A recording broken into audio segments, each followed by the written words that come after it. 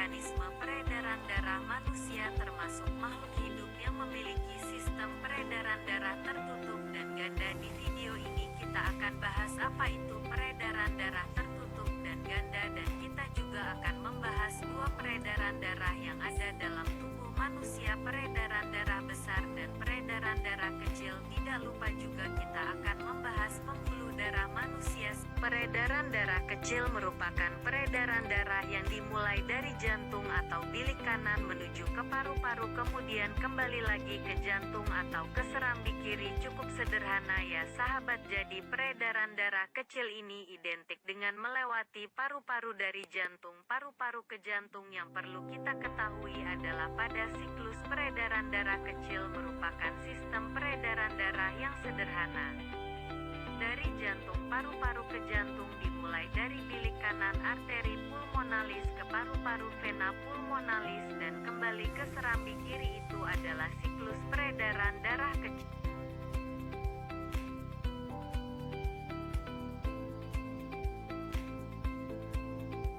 Bagaimana dengan siklus peredaran darah besar? Peredaran darah besar itu merupakan peredaran darah dari jantung ke seluruh tubuh dan kembali lagi ke jantung. Ingat, perbedaannya tidak ke paru-paru tapi ke seluruh tubuh. Dari jantung, tepatnya bilik kiri, ke seluruh tubuh dan kembali lagi ke jantung, yaitu serambi kanan. Dengan siklus secara detailnya itu mulai dari bilik kiri ke aorta dan seluruh tubuh kecuali paru-paru ya, dan ke vena cava dan kembali ke serambi kanan.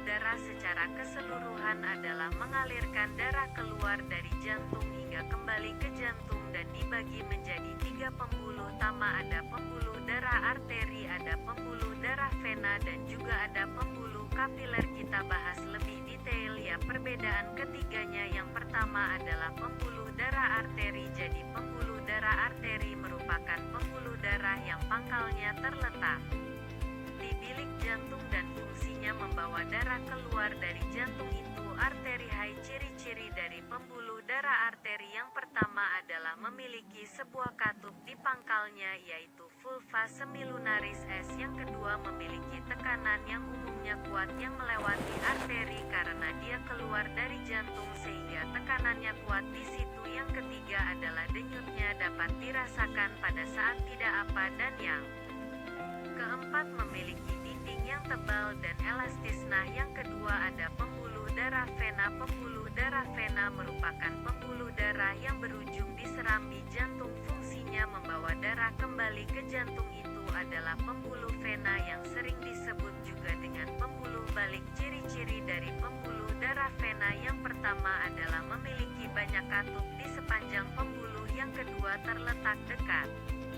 dengan permukaan tubuh. Yang ketiga, memiliki kemampuan menampung 75% darah. Yang keempat, memiliki dinding pembuluh yang tipis dan kurang elastis, berbeda dengan pembuluh arteri. Nah, yang terakhir ada pembuluh darah kapiler. Pembuluh kapiler merupakan pembuluh yang berperan dalam pertukaran zat dalam darah. Ciri-ciri pembuluh kapiler itu berbentuk halus dan memiliki dinding sel yang sangat tipis. Fungsi dari pembuluh darah kapiler yang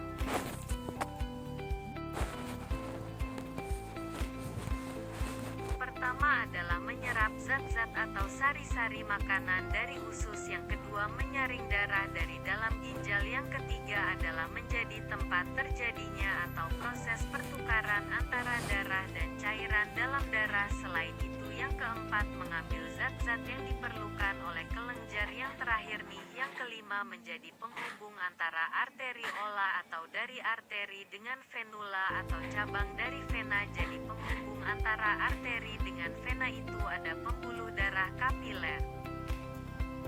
Berikut adalah pembahasan tentang organ dalam sistem peredaran darah pada manusia. Terima kasih. Sekian penjelasan kami. Terima kasih dan jangan lupa untuk subscribe channel ini dan subscribe channel Mr. Klik, sumber dari video ini. Terima kasih. Wassalamualaikum warahmatullahi wabarakatuh.